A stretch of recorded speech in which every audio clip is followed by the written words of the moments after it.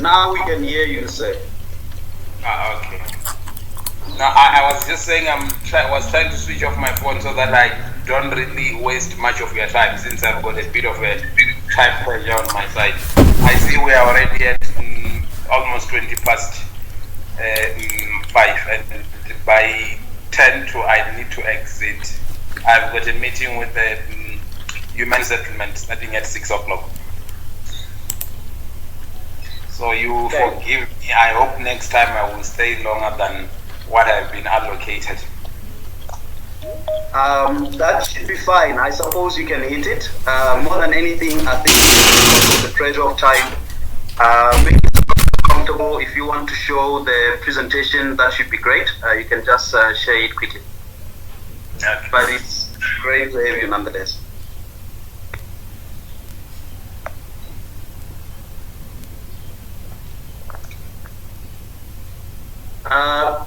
Will you be projecting, or do you want me to project the presentation? I'm gonna project it. I'm just trying to open it now. All right. Just let me know if you can able to see it. Is it on screen now? No, I can't see. I only see a picture of yourself. I only can't see the presentation. But you look relaxed there. You don't look like you are. Oh, now it looks like you are showing something. Is it there? Yeah, we can see it. You can see it? Yeah, it's a Word document, right? No. I think Dany is sharing his screen. Oh. Then can you? Oh, am I sharing? Yes. No. Are you able to see any? I seem to have quite a number of screen open on my side. Let me try to close some. No, I'm not sharing anything from my side. So I think it's him who is doing all of those. No, I'm not sharing anything.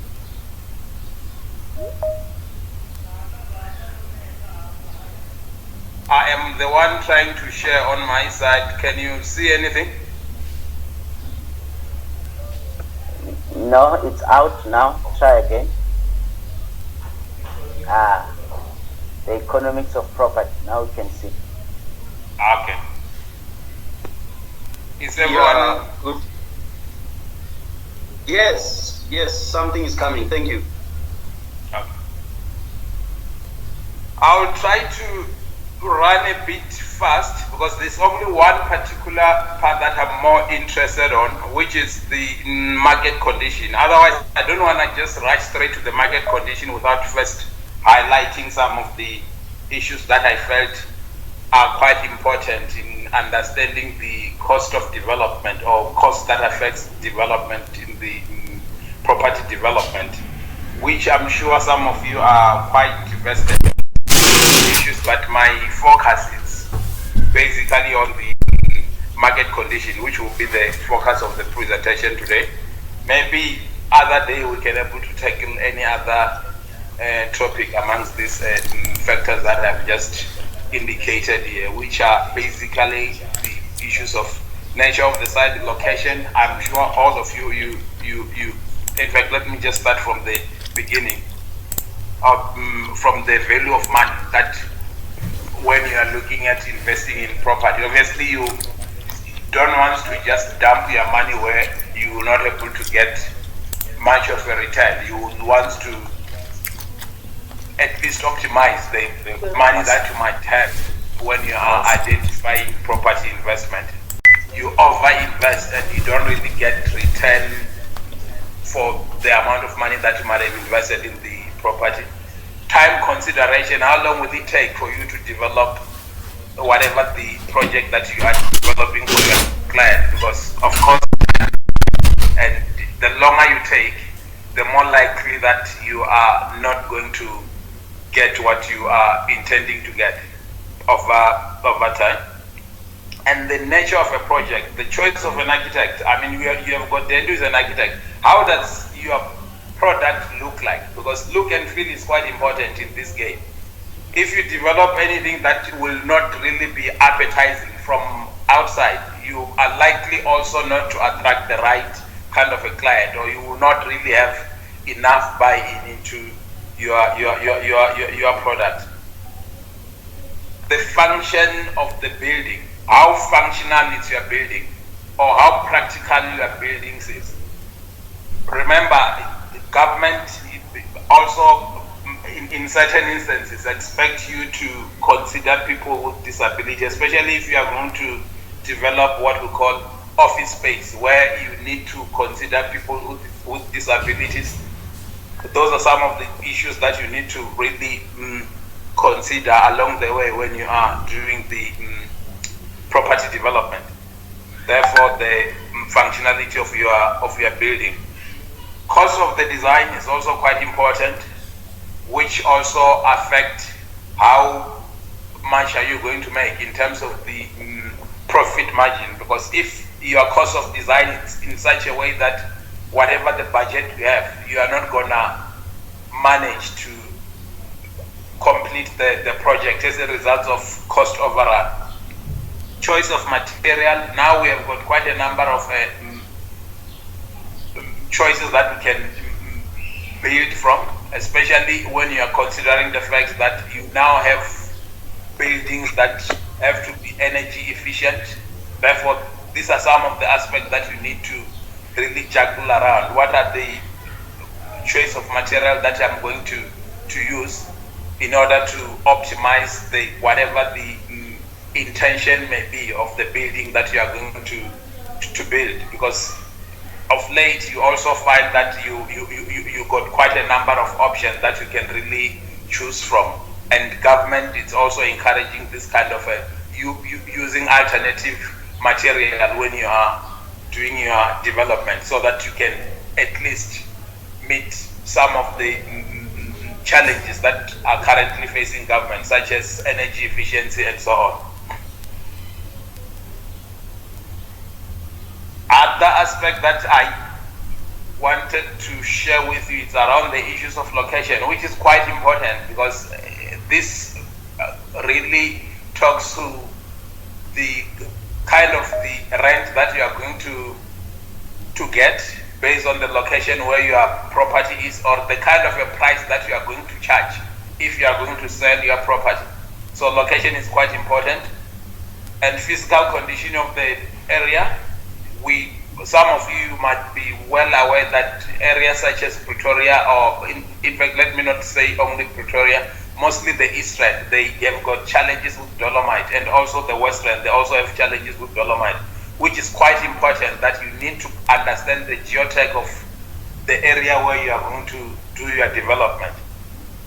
Availability of services is also quite important, because this can also lead to cost overrun if you are going to really develop services that could have otherwise been developed by municipality. So you need to get an understanding of whether there are already services in the area where you are going to have your development, especially issues of electricity, issues of but in fact bulk services in general. You need to get that kind of an understanding, because otherwise, if you don't have those, you are likely to have costs that were unintended for your project. I think the issues of resources, I'm gonna pass this one and go to the different methods of procurement, which talks to the kind of a legal document that you are likely to sign with your developer or your builder, which in this instance I've indicated 5 of those. However, you might also have some of this procurement that you may tailor make for yourself, for as long as you feel that this will be more suitable for the kind of a development that you are intending to undertake. I'm not going to go through all of them, for as long as I've mentioned that I hope Mr. Matamela will be able to share this slides with you later on. I'm just going to go to the slide that I'm more interested on, the market conditions. The main factors that affect the housing market. As you are well aware, we are in times where it's where it's quite interesting, whether you might be thinking that it might be the best time maybe to invest in property given the interest rates that are quite low. However, the question would then be, is the economic condition allowing us to really go all the way and really take advantage of the low interest rate that that we are currently experiencing as a country? Issues that I want you to mostly look at is around the issues of demand for housing, which is dependent on income. We are all aware that even for rental, we mostly want people who will be able to pay for the rental and not able to default should there be any challenges. So you always want to have at least a minimum of 95% occupancy with at least 100% if you could able to command 100% occupancy in your property. So it's quite important to really get an understanding of the economic condition and the economic growth that we are currently experiencing, especially when you look at the issues of income. We are all aware that quite a number of jobs have been shared as a result of COVID, which was in any case coming even before COVID as a result of the economic slowdown that we have been experiencing over the past 2-3 years, in fact over the past 4 years or so. And that has really affected quite a number of households in terms of the income that people are currently commanding. So you have already noticed that less and less people are getting employment, whereas more and more people are being retrenched. You have got SAA that is also retrenching, you have got SABC that is also retrenching. So if you had such kind of a clients in your book, or you had a property that you were renting out, and number of your clients who were SABC employees, chances are you are likely to start maybe experiencing some kind of a default at some stage should they continue staying in your property, especially for those who have got properties around the Auckland Park area. The issues of unemployment, which I've already made mention on the previous slide, that unemployment indeed it really affects the kind of a rental that we are likely to command. As a result, in certain instances, you find those who are property owners being forced to reduce their rental rate in order to accommodate people who are continuously losing their jobs. This is just a slide that I thought I should share with you so that you don't really get alarmed in terms of the unemployment rate that we are currently facing. This does not come from Stats SA, this comes from IMF, just to reflect where we are at this point in time. And you can really see that we are almost going towards 40%, and under normal circumstances, this should have been already considered as a crisis in any normal circumstance. However, you have noticed that the unemployment rate is not only being experienced by us as South Africa, it has been a phenomenon throughout the world where quite a number of economies have continuously been shedding jobs. And therefore, this we must anticipate that is going to have an impact on the property market. I've already made mention of the interest rate, that our interest rates are low. However, when you look at how banks have been tightening their so-called criteria to qualify certain application for mortgages, you will really see that we are not really making any gain or making any gain, in fact, of the interest rates that are currently low. So there are very few people who are continuously being rejected when they are applying for mortgages, despite the fact that interest rates continue to be extremely low. And this is just to give you the balance between the inflation and GDP growth. You can really see that the GDP growth, at this point in time, it's at negative, whereas inflation is almost closer to 2% and approaching zero.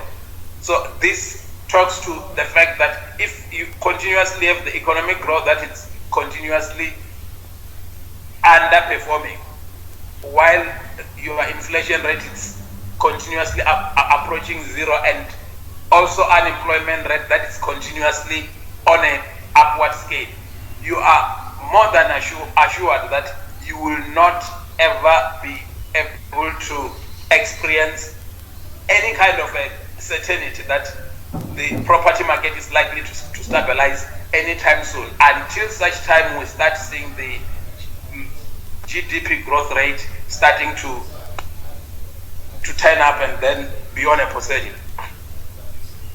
Consumer confidence is also one of the issues that it's also making many people not to really take advantage of the interest rate. However, that is also being as a result of the continuous shedding of jobs and closure of companies that we are experiencing on a almost on a monthly basis, because this has been going on for a while now, since the beginning of the year. I think this part I've already made mention of it when I was saying the banks are also tightening the lending criteria, and as a result there are very few people who are really getting any mortgages that are coming from the bank, despite the fact that we have got low interest rate. This is just to reflect to you the mortgage advances, that if you can really see that they, since 2018, well, in 2008, I mean to say, where we had a bit of a peak, since then things have literally been going down, and it seems like as if this might be the case for the next 4 to 5 years, and therefore we should not really expect much coming from the mortgage advancement, especially from the bank, as they are becoming cautious, given the fact that they are also uncertain on where the economy is heading to. On the issue of household finance, this slide I wanted to just demonstrate to you that the debt service cost to disposable income, especially within the household, it has continuously been quite a tightening one, especially when you consider the fact that less and less people are continuously being unemployed. So this has really put much more pressure on the debt to income ratio, which as a country at this point in time we are sitting at something like 73% compared to 55% in 1991. This particular slide, to me, it really talks to the fact that when you look at majority of people who are employed at this point in time, it literally means that most of the disposable income that they have, they are mostly spending it towards servicing their debt, instead of really investing in things that will really generate more income, such as property market. This is just a slide reflecting the household saving. You can see that we are already on negative. People are now augmenting their income by borrowing. So that really should be more of a concern to anyone who is really looking at the challenges that we are facing as a country. So it means that whatever we are currently earning, we are also forced to go and borrow in order to augment what we are earning. This slide, I'm just gonna pass it because I don't really think that it will really give us much more of a value. However, I was just trying to demonstrate the issues of supply and the vacancy rate within the property market. And this is just a slide that summarizes the issues that I was highlighting, that issues of interest rate, economic growth, household, availability of mortgage, supply, new building, and so on. These are issues that I feel they influence the housing market or the housing price in terms of both rental and also buying market. I think in a nutshell, that is the slide that I thought I should just be sharing with you, ladies and gentlemen. I can now take any questions. Okay, thank you very much, Victor. I will take a few questions from the ground if there is anything else. I think what we can do is you can just raise up your hand very quickly on the side, or just type your question here quickly on the side. If you can just go on the message box, if you can look at on your right hand side panel, there should be a messaging thing. My question very quickly, Victor, is on the one hand, most of the people who are here, they want to do development. Are you saying we should forget about it? Are you saying, not that, what's the word? What's your opinion regarding the whole housing environment? The president spoke about injecting a good 700 million rands already now towards social infrastructure, and I believe that also include housing. There's a lot of interest on student accommodation. With COVID as well, there are questions of whether student accommodation is still going to continue. We have seen lots of financiers holding back. There is the question from Nandi, future of student accommodation as it is currently. You are sitting with government in terms of policy making and discussions. Perhaps to just give us your views on that. What are you saying in as far as the role of us as entrepreneurs in the property market or aspiring entrepreneurs? What should we be doing right now, given all those shortcomings? Maybe to answer the question around student accommodation, I think the time is right now that as property developer, you need to be very creative, because student accommodation, to me, it's an area of growth that if you can focus your energy at, you are likely to make more, I don't want to use more money, you are likely to make more progress than in any other area, because first of all, your risk within the student accommodation, it's more secured as compared to any other rental stock, because within the student accommodation you have got NSFAS that is very much prepared to fund most of the students at this point, and going forward, and even when you make an analysis of the shortage of student accommodation throughout the country, universities in general, they are mostly accommodating less than 30% of what they should be accommodating, and yet the demand is forever increasing on a yearly basis. So to me, positioning yourself within the student accommodation will be the best option at this point in time, given the market condition and the uncertainty that we are currently facing as a country.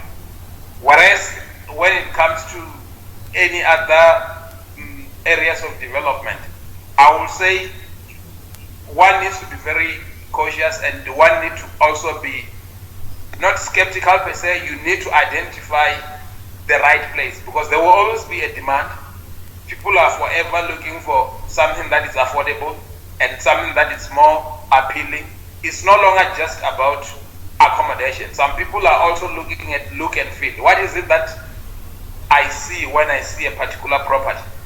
Even though they may not be affording, but they still want to get into or to rent in a particular area where they will feel safer. But when it comes to rent accommodation, I think that's the best bet that we property developers should really focus on. Okay, thank you for that. Let me just check quickly. Is Petile here by any chance? Petile? No. Okay, so I suppose she's not here. There is another question that is coming here, Victor, and it's saying, so maybe this one has been asked already. Sorry, what's happening? Okay, yeah. So this is the question regarding the future of student accommodation in Nandi. I think you have touched on it. Obviously, there are also views that what happens, because now we literally entered into Teams meeting, the whole 4IR and home-based study. Do you think there is still hope? What if the universities wake up tomorrow and say, listen, we don't want to do student accommodation, we would rather increase infrastructure, buy every single student a laptop and work from home and get them the best laptop? I mean, students are paying close to 40,000 rands per annum for student accommodation. That 40,000 rands, they can get them Wi-Fi for the whole year and a nice laptop and study from home. The assumption you are making is that we are all in urban area. I mean, you have got quite a sizable number of people staying in rural area who are also accessing institutions of higher learning, where network is not as best as you find in an urban area. So you will still be having a demand for student accommodation. So again, you also need to change policy as institutions of higher learning and start having what we call distance learning, where you take a model like UNISA. So it's only UNISA that may have that kind of a privilege, but any other traditional universities, they will still have students who will be staying in campus. And again, you also have other discipline or should I say, let me say discipline, that may not allow students to really study from home. Only art students and some few areas of studies are allowed or could able to really study from home. Whereas areas such as engineering and medicine, you still need that kind of a contact. Okay. Thank you for that. I want to go to another very important one. It's a follow-up question from Nandi. With the banks being cautious, what are the other creative ways of raising? But before you answer that question, can I please just ask, there's a question that people said, can you please send us the slides? Please either just type in your email, because some of you, we may not necessarily have your numbers. If you can just type in your email address, Bridget will be catching those. But also, Bridget, if you can just type in your email address so that everyone can, we can be able to send these slides very once we are done here. So that's the question. What other forms of creative ways of raising equity do you think are there? This is someone who has a deal, because I know her, and she has been working on it for some time. DBSA has expressed interest, your GPF has expressed interest, and it's a nice, beautiful deal in Newtown. Nandi, you should come and present your deal one of these days. Who knows, maybe there are people here who would want to partner with you. But yeah, how does she raise equity? She has interest from your DBSA, your GPF. Yeah, if you have, maybe give to the... I think one of the biggest challenge we have as black people, it's wanting to surprise each other. We don't believe in collaboration and syndication. So once I've got it in, I want to surprise everyone that I've made it.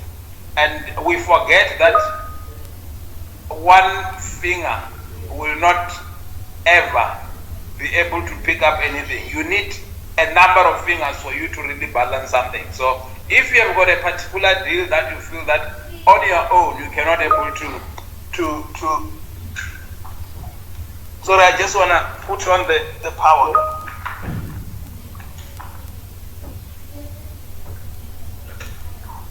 You cannot able to finance it on your own. So you must be quite open to any form of creative way of raising finance, such as syndication with those who might have the balance sheet. You may also do it in such a way that there's also an exit clause. They may not necessarily have to be your partner. It could be an issue of, at some point they will have to exit, and then they will leave you with the property that you might have not even lifted a finger or even put a single cent into that particular property. property deal. So we need to be open-minded. We need to start looking at other people as our source of financing our development, because if we don't do that, we will continuously be saying banks are not approving this and that, whereas there might be other people who might be interested on investing on what you are attempting to achieve as a property developer. So you don't necessarily have to use your own money, you only need to use your brain and get an understanding on how best can I optimize what I'm seeing as the dream that I want to achieve in the next 5-10 years. Okay. Thank you. I see now it's 7:50. I still have a few more questions coming. I don't think we'll be able to answer all the questions, but I'm hoping that. Oh, okay. Thank you. Nandi, perhaps, I don't know if your question has been answered, but what I had here is syndication, the idea of mobilizing equity. What we have done as well, as you may already know, Victor, in our own way, as MUMA or Bemore, a group of companies, we have endeavored to gang up a few people to mobilize towards a project. There are a few people here who already have projects. Some already on the second project, but through mobilizing the same issue that you're talking about of syndication, maybe we haven't really given it enough attention to say what is even syndication. Maybe it's a different conversation we need to have maybe in the near future to say how would it really look like. The idea of equity is something very close to my heart. Last year I also did, I did my MBL. Finally, after 8 years, my topic was the idea of equity, use private equity to scale up for entrepreneurs in Gauteng in the housing sector. So I think it's something that we might need to give it a little bit more attention. Whether it will answer your question, Nandi, of how do I raise money that you want tomorrow, it's another question. Any other questions? Anyone? Matamela, there's a Yes. couple of questions from the Google Forms. Okay. Majority have been answered. I think let me just ask one that I think was not answered. I think it's Nana Mprogo is asking, what strategies are required to promote governance in housing development? What Is Nana here? Let's start there. Is Nana here?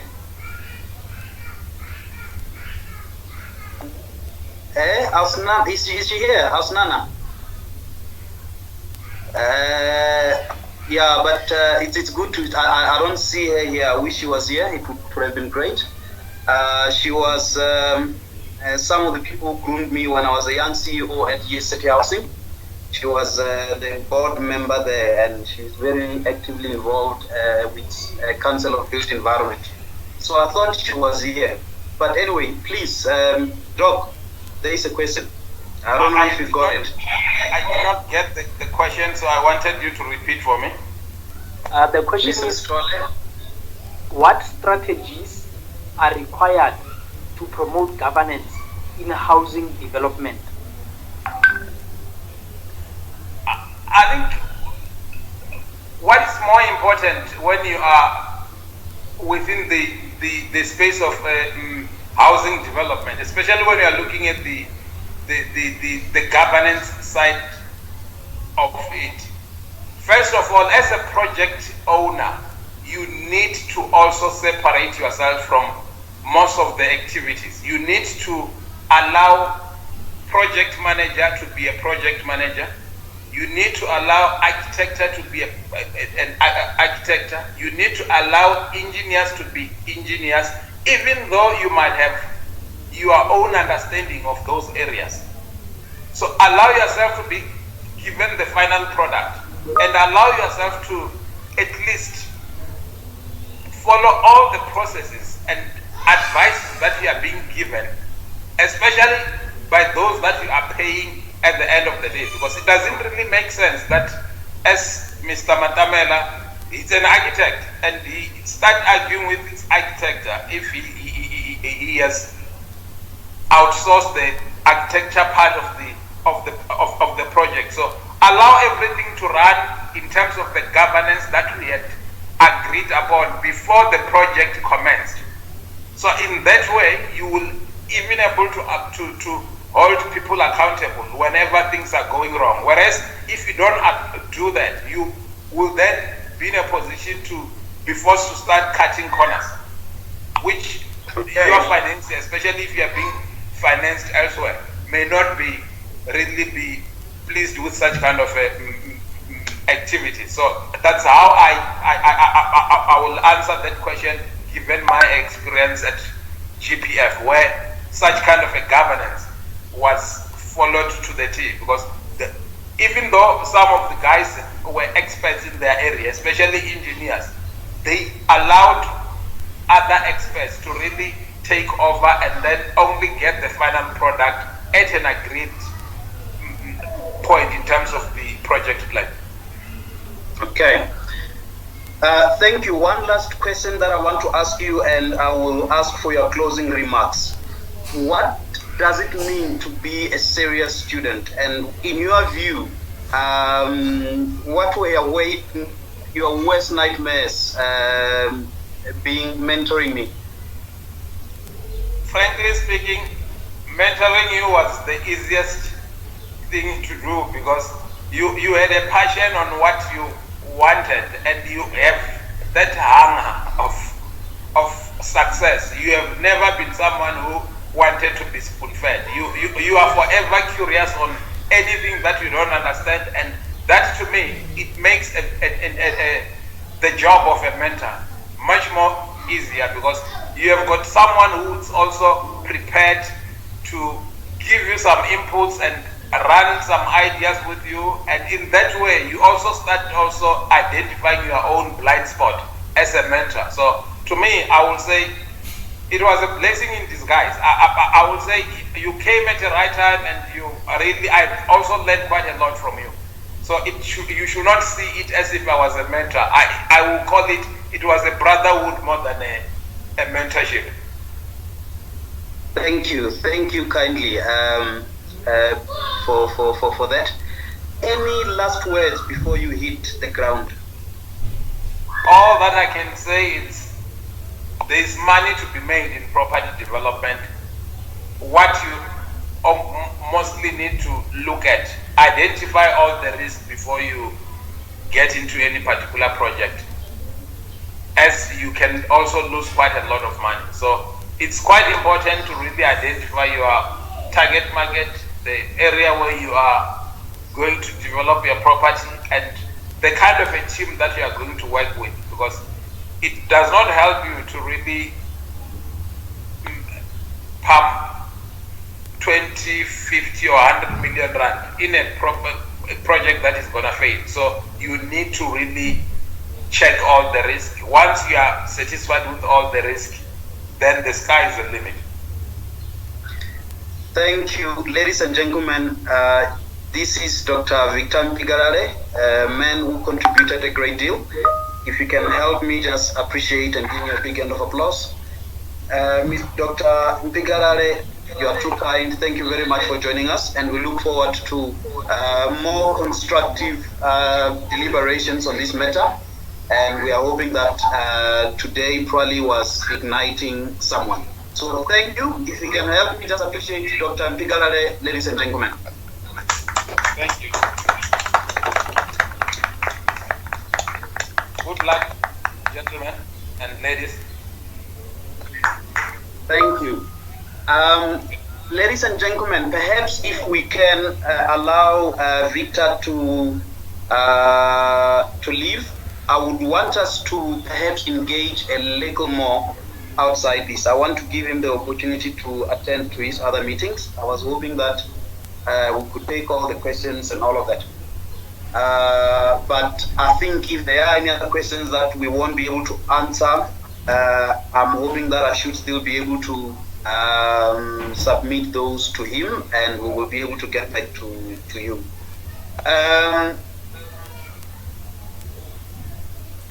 I think there is a point that I raised here, which is to say the issue of private equity, or the issue of bridging the gap, the equity gap in housing. It would seem that it's an issue that is very common amongst all of us.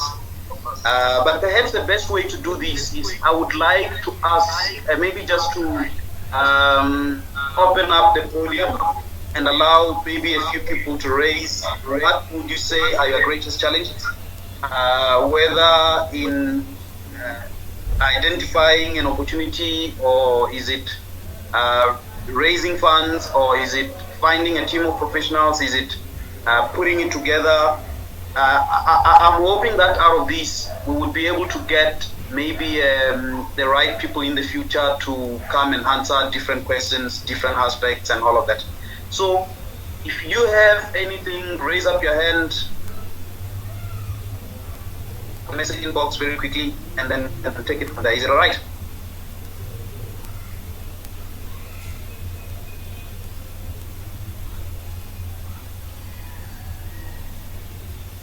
Welcome, Mr. Gaylord. I don't know if you're in Zambia or you're back. I see there is Mimi all the way from Dubai. It's good to have you. But yeah, what do you think is the greatest need in the market? Maybe if we can just hear some of the struggles. But in the meantime, if you can allow me, I'm just going to share a small little presentation in fragmentation. I want to present, I think to some of you, I have been advocating for the idea of your going towards your social housing and the SHRA. We had a very interesting meeting this week with the Limpopo government. So I want to just give you a snippet of some of the issues that have been raised in that regard. On one hand, you are dealing with a dwindling economy, as Victor has mentioned. What do you do? You started 2019 saying that this is my year, and lots of things have come through, and we don't even know how best to react to them. All we can do is just be grateful, first of all, that we are alive. How do we pick up from where we are? What would be the few best things that we need to do? And I would also want to know what kind of support, what kind of initiatives that we might need to bring people to come here and help us with, and all of that. Oh, Kinshasa, DRC. Thank you, Mr. Gaylord, all the way from Kinshasa. Sorry, I thought Kinshasa is in Zambia. I know you did tell me, unless otherwise you went to Zambia. Forgive my geography. Thank you. All right, ladies and gentlemen, allow me, as I'm hoping that you still have a few questions, but I want to just show very quickly this presentation I'm talking about. But in the meantime, you can... Hey, I'm not sure if I should be showing you these. Okay, I won't show you everything here. I'll just show you some of the things that are important to just note.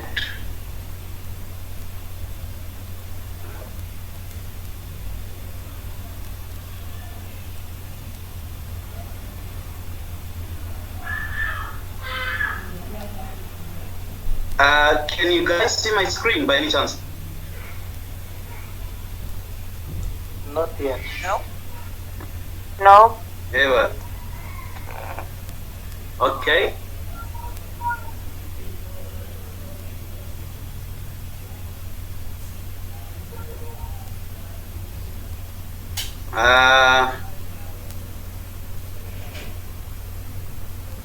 Just bear with me. I don't know what I would need to do to show these, and it's not a good time not to just know what to do. Okay, let's try it again.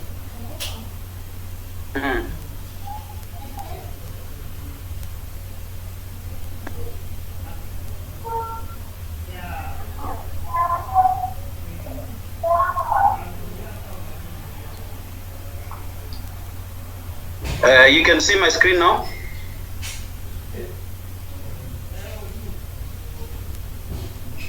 Not Yes? yet. It's coming. No? No? Oh, it's coming. Yeah, we can see your screen, but it's blank. Is it still?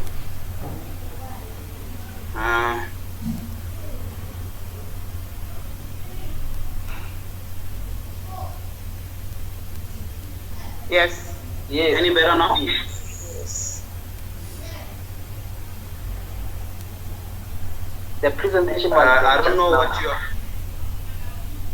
Now we Yeah, see- I'm trying to choose as well, so that I don't want to show you guys private things that I shouldn't be showing you. Let's stick here. So this is a presentation that we did recently for to advise the MEC of Human Settlements in Limpopo. But some of the findings are very synonymous with what Victor was saying. Yeah, I beg yours? We don't see get your the- folders. You took the presentation off. How? Yes. There you are. Do you see? Not yet. Do you see? You still don't We see are on anything? your folders. We are on your folders. Yes, we now- are. There you are. Now we can see. Okay, let me stop sharing. You can see the screen. No, we Yes, we can now. we We can can see see. the presentation. I beg yours? We can see the presentation. What's on your screen right now? A lady running. Yes. Presentation. Yeah. Yes, I can hear you.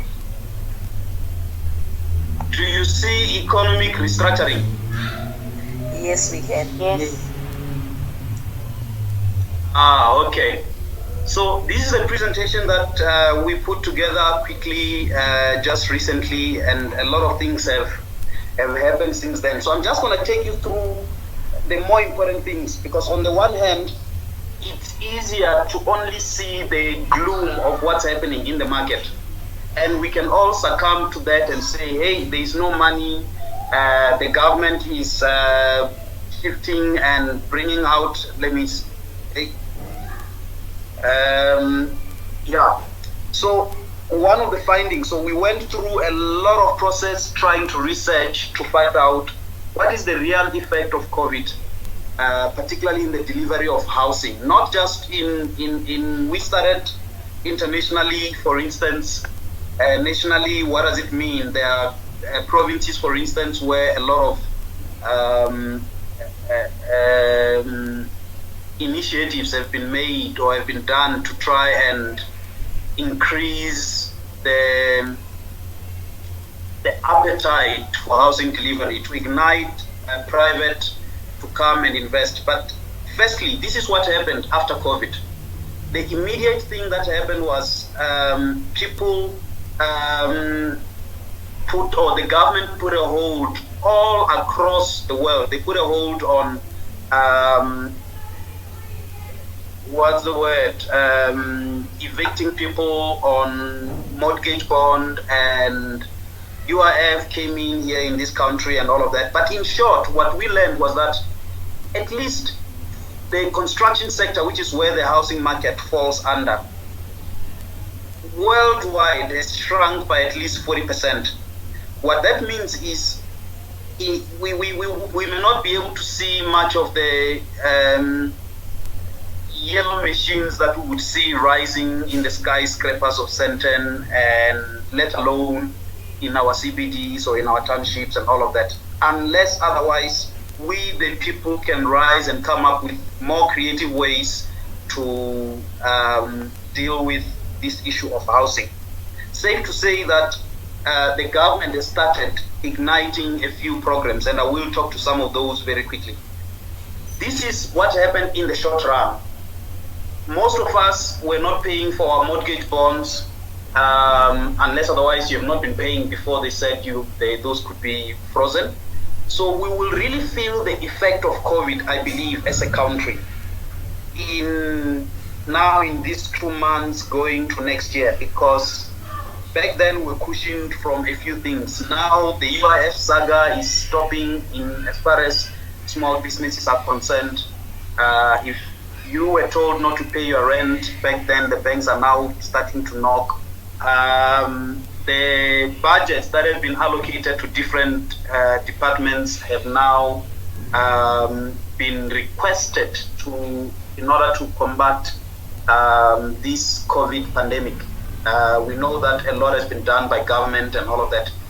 But what does it mean? Someone asked a question to say, what are you saying? Should we stop because of all these things? Or what would be the best thing to do now? Do we continue doing this property thing? Where would we get the funding if we continue to do these things? I think those are some of the questions that I would want to just engage and then look at the pros and cons to say, what do we do? In the medium to long term, the biggest issue that is going to happen is we will have lower residential mobility, lower profitability, because the cost of construction are rising much more faster than our ability to increase our earnings, and most probably a dysfunctional construction sector. Safe to say that, as you already know, that the construction sector is really affected. As it is now, you have your big construction companies that went through lots of troubles. Lots of them went through a lot of troubles. They closed down, your Group 5, your Aveng, and all of that. So, this COVID is coming into a market that is already way too constrained. I know Nandi can attest to how we have knocked at some of the construction companies, hoping they would get excited when we present an opportunity, and people are struggling out there. It's very interesting. It's very interesting. Okay, this is what I was saying, Uri. As it is now, at least 40%, I don't know if you can see it, at least 40% of the construction sector fell. Here in our country, we haven't really felt, you can see in Africa, it's really in bits and pieces. We haven't really felt the effect of COVID as such. It doesn't mean that we haven't, but not as much as in other places. This is at an international level or in different countries. You can see the performance in different countries, both in terms of owners and those who are renting. You can see how those are performing at the moment. Literally very, very low and very bad. Also, the Center for Affordable Housing Finance in Africa, you will see some of the stats that they're starting to put through regarding the proportion of urban households who might afford the cheapest newly built house by a private developer, given current mortgage financing. South Africa is still the better off, but in many other different places, it's really bad. You can see that in fact, it was interesting that when Victor was talking, he spoke about how unemployment has risen so in South Africa, we are looking at only about 20% of our household that can afford a minimum mortgage bond or an entrance level housing. That's your gap market housing, that your Cosmopolitan are doing, or the affordable rental housing that we are talking about for people who earn up to 15,000 rands, or your social housing. So these will be exacerbated by the fact that now people are losing their jobs and all of that. So what do we do? I think, and I believe that most of us here are a team of entrepreneurs, and we must find solutions to this approaching crisis. As I said, we haven't really experienced the reality or the intensity of the COVID-19 here in our country. Let me leave that. I will leave that. Something that we call the enablers of housing delivery. the president. So I think it's a vital point, accessing that equity, and how do you break it up? Do you bring more people on the party? Do you dilute that? So I think that's the one point. And thank you. Yeah, and cash flow analysis should be one thing. The project profitability should be something in terms of identifying the risk. So part of risk identification should also look at the cash flow. And what do you look for as a developer? What risks do you look for and will now identify?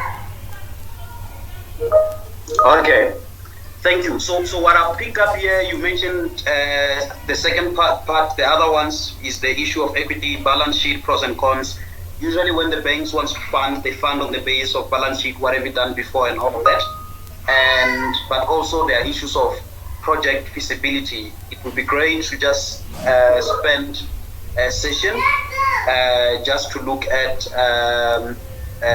how to run feasibility studies and all of that. What risks do you look for? That's Mr. Mr. Stolle, please tell me you're noting all these things down. That very Yes. I saw Miss Mshongo here. Nana, is that you? Please tell me. I don't know if it's someone mentioned you raised an issue. Are you here? Hello? Ma'am Mshongo, are you here? I see, it just says Nana, so I don't know if it's the same Nana. If you are Nana Mshongo, please just raise up your hand. I would like to just pick your brain or maybe even appreciate you more than anything. If you're not the right Nana, please don't raise up your hand, but I still appreciate you. Thank you. I needed to just mention that. Okay, I'm hoping that if it's her, she'll listen, she will respond. So, what else, ladies and gentlemen? Oh, I'm here, but my connection is not good. So this is Nanam Shongo. I was employed as a young CEO of a social housing company in Youth City Housing. And she was a board member there. These are the people who looked after me when I couldn't tell the difference between a social housing project or an affordable housing. Yeah, very difficult time, very interesting time, but I've never really had an opportunity to say thank you. I'm hoping that in a good day we will be able to touch base on some of those experiences when I came in there to City Housing. I hope we were able to make some good advancement in the company. I hope I'm someone that you would say, I raised that young man and want to associate with. But thank you very much for joining. Okay, so the other one was location. This is by Yiga Andrew. For location, Mr. Stolle, you're noting all these things, ne?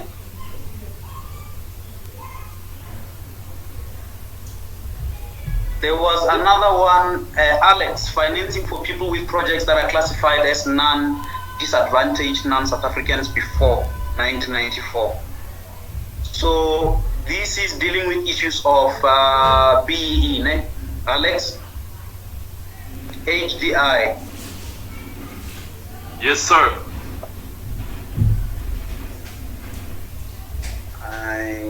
Access funding. Yeah, that's a very interesting one. The only benefit you get as a South African, it mainly would be, say, through your DFIs and all of that, which might be, say, your equity or low interest rates, but those monies are available for anyone else.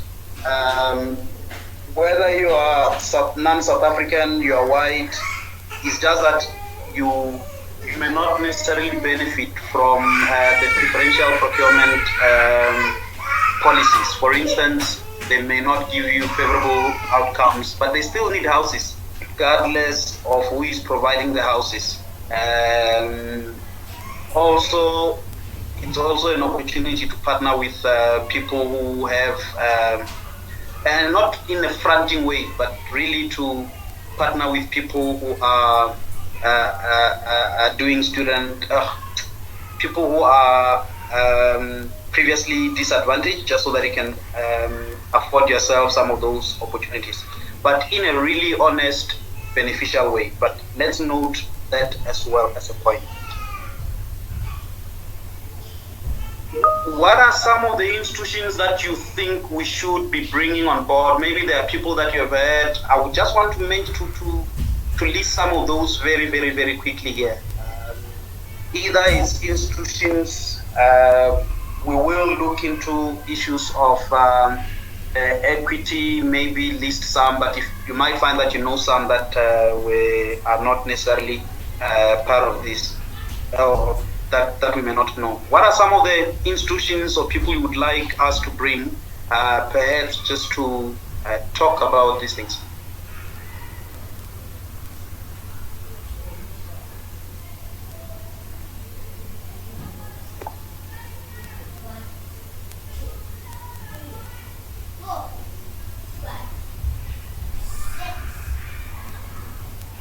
So whilst you're still thinking, from my side, what I had in mind, and this we have already discussed with my team here.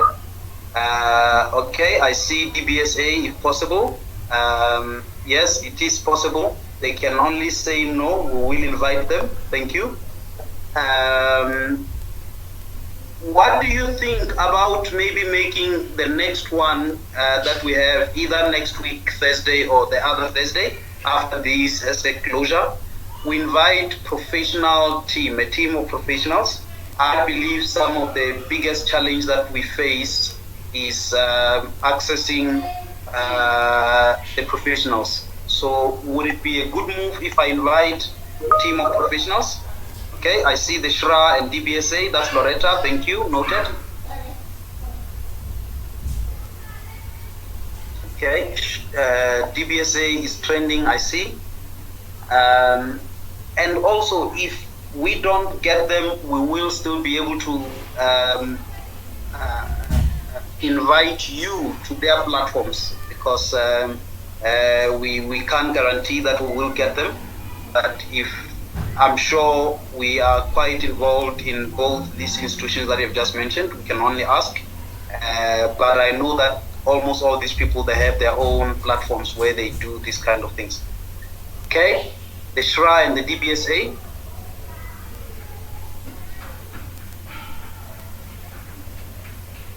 What about professional teams? Could we perhaps get to invite Trust Link Africa? Trust Link Africa, okay. We've noted Trust Link Africa. We'll try them.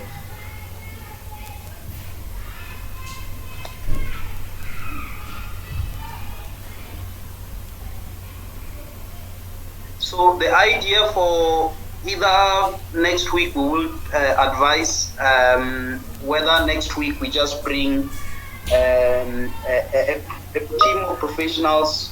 I'm hoping that I can invite every single professional I know, so that you would appeal to them, because one of the biggest challenge is the issue of risk. There are those who don't work at risk. There are those who would be keen to come and work at risk. There are those that they would not work at risk, but they are too good. Most of you would find that the limitation as well in that regard might just be a few of us. Yes, Mr. Matamela, that would be great to have access to professionals on this platform, to engage with them and get their inputs towards the challenges of a particular topic. I see Mr. Donald keeps on coming and going. So one of the, under the same series of Memoirs with my mentor, I did my training as a young architect under ASM Architects, which used to be one of the biggest architectural firms.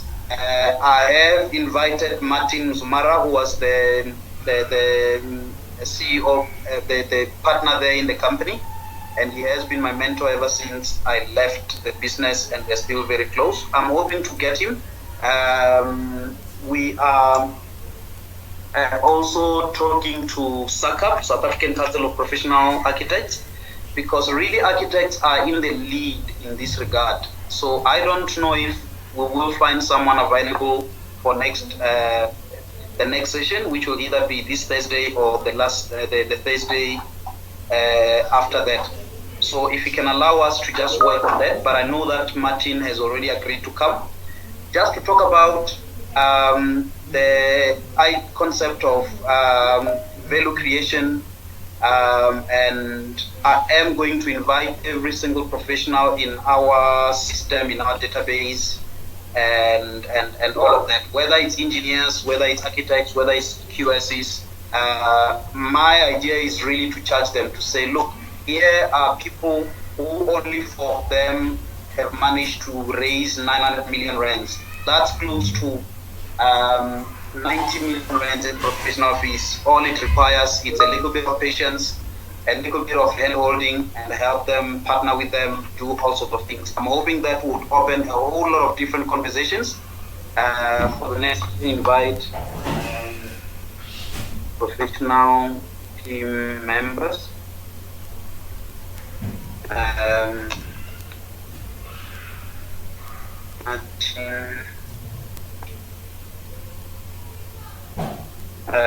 And possibly Awangile is not here, ne?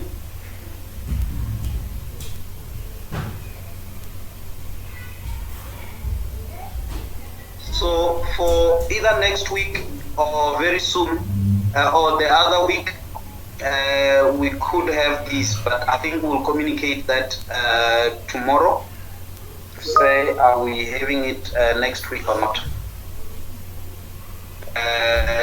Team of professional board for insights, yes. Professional team board, yes. We will bring the professional team members. Gaylord, at least he was listening. He's an engineer.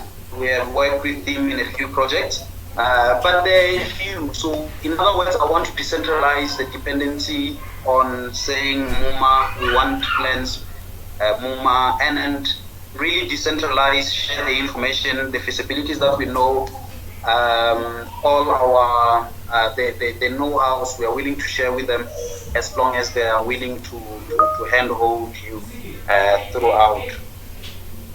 Okay.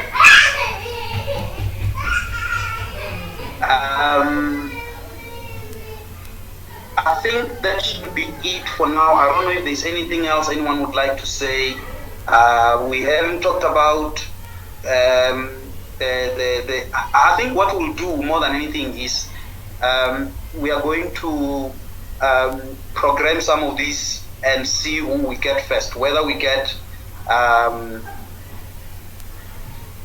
financiers or venture capital. There are companies that are doing these things. We had a very interesting meeting with your Aries, for instance, which has just launched a good 500 million rands on student accommodation. They are looking for student accommodation within, and since their launch, they have received a lot of attention from other fund managers. The Aries group are very, very big. Yeah. So there are some of those that we could see if we could invite, for instance, your venture capital, if we can invite venture VCs, let me just say VCs. I think this morning I had a very interesting conversation as well with Owen Gomo. Very interestingly, it's like what we have is what he's looking for. He managed to raise a fund of 1.4 billion rand, which is called Inkunzi Fund, I think last year, but he couldn't get the stock. The people who had agreed to give him stock ended up banking out. And now we're having a conversation to say, look, we have a portfolio, we have projects that are viable, let's have a conversation. And I think we're supposed to meet next week, Thursday. I would like to bring those people and say, look, here is Misa, here is Kabelo, here is Yiga, here is Pano. Amongst all of us, we have a 3 billion rand portfolio that has been vetted. that has been submitted to this financier or the other, are you willing to take it up and go knock at different doors and consolidate? They will tell us which one they will take and which one may not be ready, but it will also help us just sharpen our understanding in how what kind of projects some of these people are looking for. So if we can maybe deal with that in between today and the weekend, Mr. Stolle, just what it is that we can have, say, as a program for the next 2-3 months, for instance, on Thursdays by every second Thursday around this time. Some people might give us different times. That's fine, but let's list all those people. Can we also invite the the estate agents?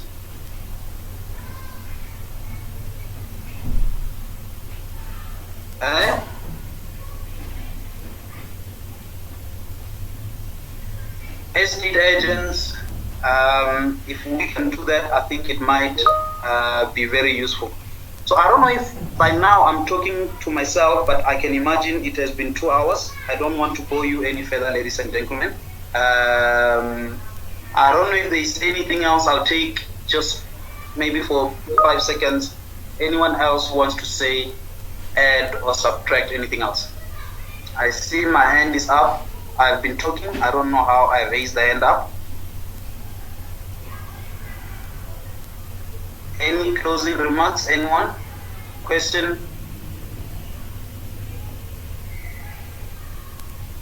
Okay, I will take it. There are no more questions. And with that being said, allow me to really thank every single person who managed to attend.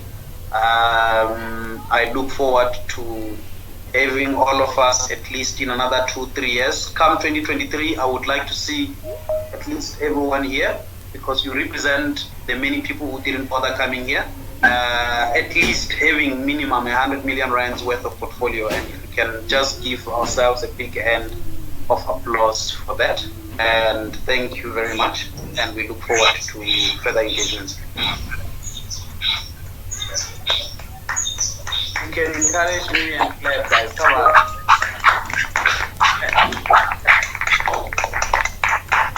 All right. Thank you, ladies and gentlemen. Enjoy the rest of your evening. If you have any questions, please feel free to email me, email us. You saw Bridget's email address. She can just put it back again there. Some of you have our numbers. Give us a call. Like you heard what Victor said, for instance. All it takes is just that one call, knowing what you're looking for. Send a WhatsApp if we didn't respond to any question. And let's build these things. One person cannot do it alone. We all need each other. We all have our own limitations. But I can only hope that as we are busy pushing the frontiers, we're also opening doors for someone to start, and as we look up to other people to help us scale up. Ladies and gentlemen, thank you very much, and good night.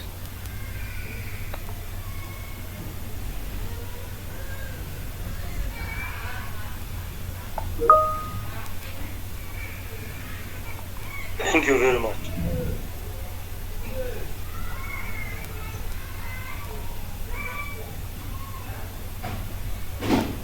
You're welcome. Thank you. Thank you, ladies and gentlemen. And for all those who stayed the course, I really appreciate. CEO, CEO Alex, Akira, Brian, Mraudzi, Bridget, Captain Calvin. Very quiet man indeed. Mr. Donald Fain, very eager. Here I'm looking at one guy who is his submission would really inspire you. Thank you for joining, Mr. Joseph, Mr. Stolle, Kanyile. Greetings. These 4 ladies here, watch out for them. And then everyone, if I go one by one, I think I'm not